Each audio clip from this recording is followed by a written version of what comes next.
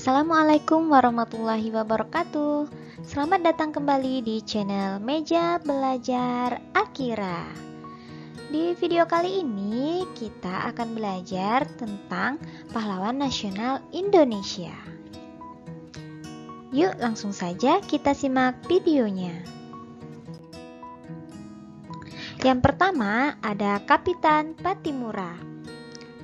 Thomas Matulesi yang kemudian lebih dikenal dengan nama Kapitan Pattimura dilahirkan di Ambon pada tahun 1783.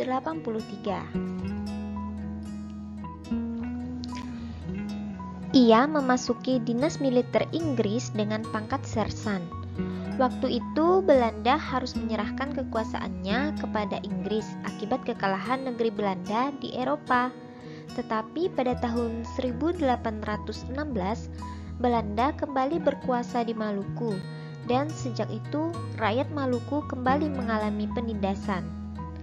Belanda segera menjalankan politik penjajahannya yang sangat menekan kehidupan penduduk. Sasaran utama mereka Benteng Dorstad.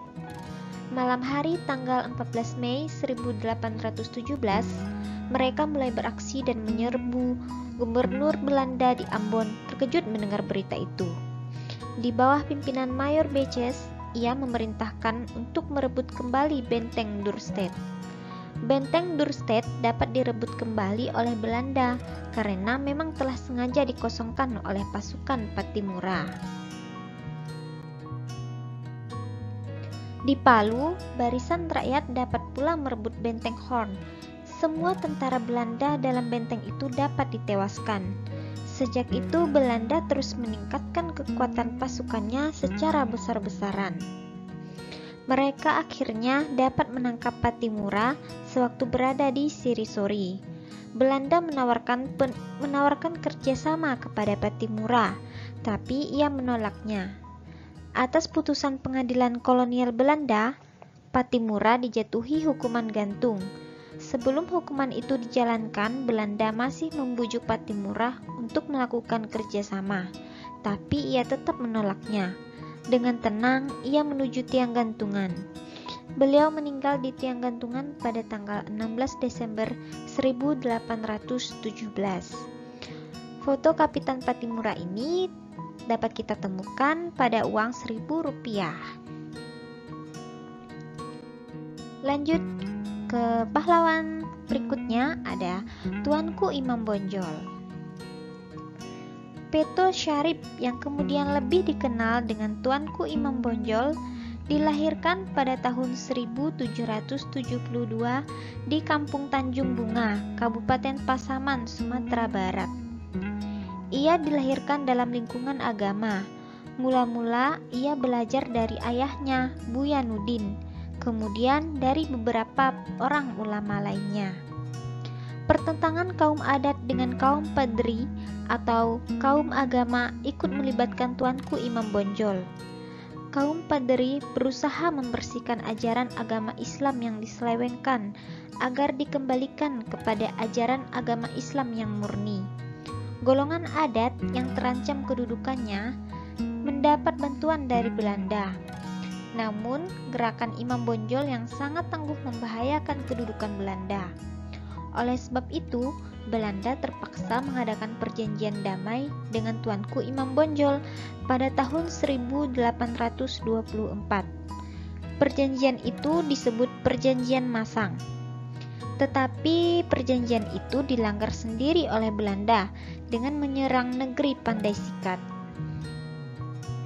Belanda kembali mengerahkan kekuatan pasukannya yang besar.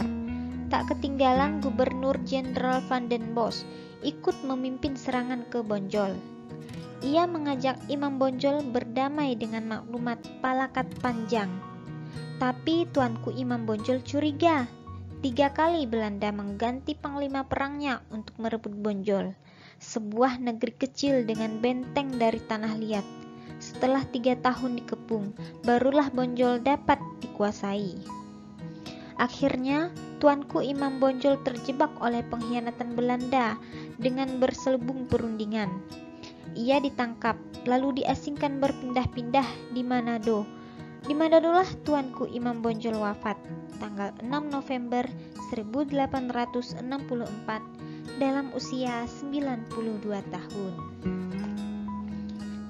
Tuanku Imam Bonjol dapat kita temukan fotonya pada uang Rp5.000.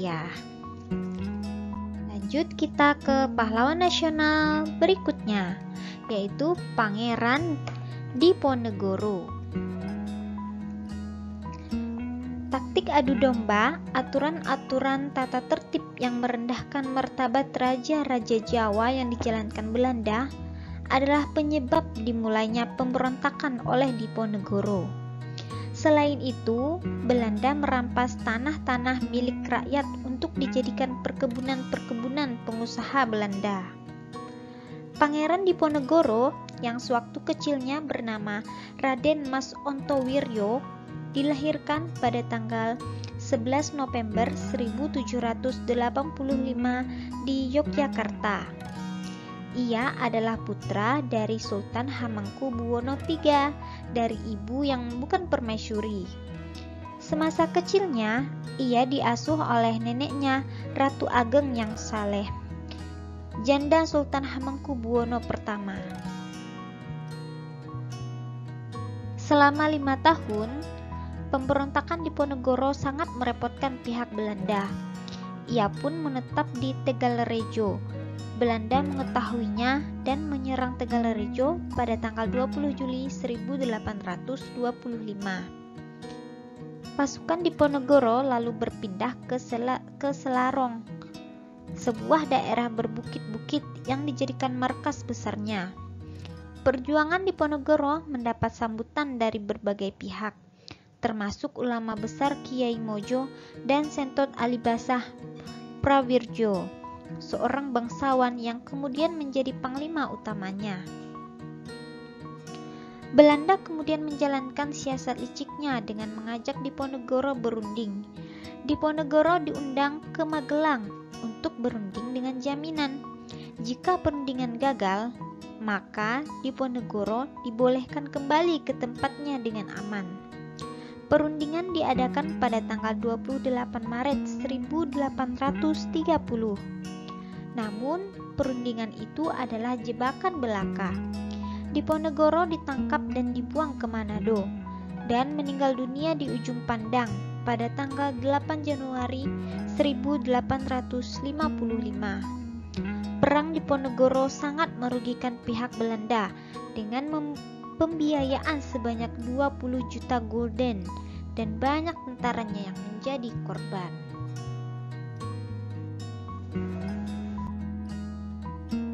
Pahlawan nasional berikutnya adalah Martha Christina Tiahahu.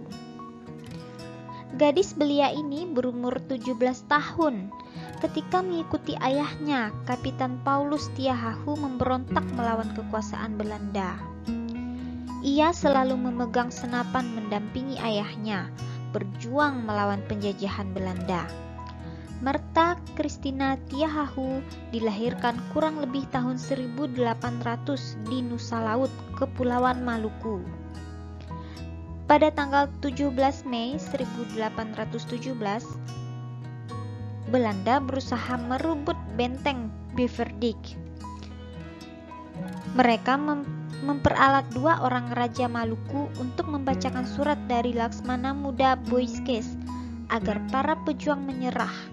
Tetapi pasukan rakyat itu menolaknya.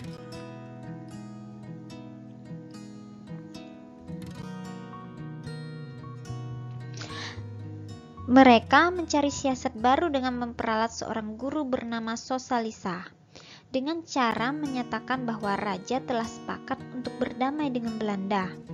Tipu daya Belanda itu berhasil sehingga pada 10 November 1817 Belanda dapat memasuki benteng. Kemudian Belanda mengadakan penangkapan-penangkapan. Mereka diperiksa pengadilan, di antaranya Kapitan Paulus Tiahahu dijatuhi hukuman mati. Pada 17 November 1817, Kapitan Paulus menjalani hukumannya. Sejak kematian ayahnya itu, Martha Christina Tiahahu masuk ke dalam hutan. Ia berusaha untuk mengumpulkan pasukan untuk melanjutkan perjuangan ayahnya. Tetapi sebelum maksudnya dapat terlaksana, Martha lebih dahulu ditangkap Belanda. Di atas kapal yang mengangkutnya, Martha bungkam 1000 bahasa. Ia menolak makan dan minum sehingga badannya menjadi lemah dan jatuh sakit. Pada tanggal 1 menjelang 2 Januari 1818, Martha Christina Tiahahu menghembuskan napasnya yang terakhir. Jenazahnya dilepas di laut antara Pulau Buru dan Pulau Tiga.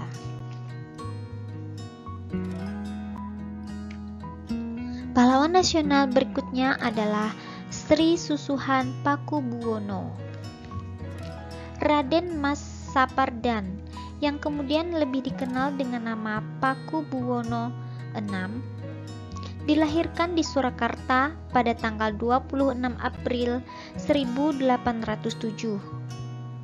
Ibunya bukan permaisuri, tetapi sesuai dengan wasiat ayahnya Pakubuwono V, ia diangkat menjadi raja dalam tahun 1823. Sewaktu Pakubuwono VI memerintah kerajaan di Surakarta, begitu pula halnya di kerajaan Yogyakarta. Belanda ikut menentukan pengangkatan raja di wilayahnya bertambah sempit karena harus diserahkan kepada pemerintah jajahan sebagai upeti. Peraturan dan tata tertib yang dikeluarkan sangat merendahkan martabat raja-raja. Selain itu, para bangsawan diadu domba, sehingga dalam keraton terjadi golongan yang pro dan kontra terhadap Belanda. Dari sinilah terjadi pemberontakan yang dipimpin Pangeran Diponegoro.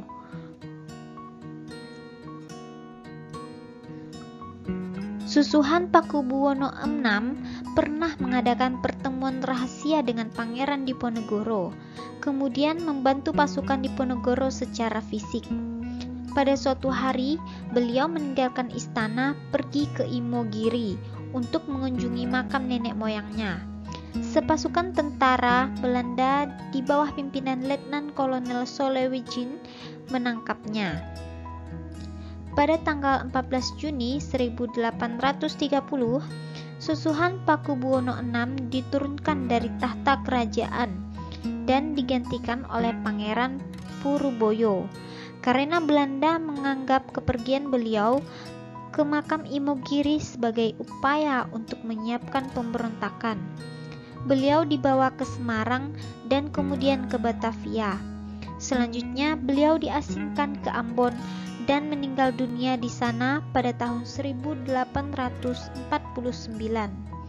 Atas usaha pemerintah Republik Indonesia dan keluarga, makam beliau dipindahkan ke pemakaman Imogiri pada tahun 1965. Demikianlah video kita kali ini. Semoga bermanfaat ya. Jangan lupa subscribe, like, dan share video ini. Terima kasih. Assalamualaikum warahmatullahi wabarakatuh.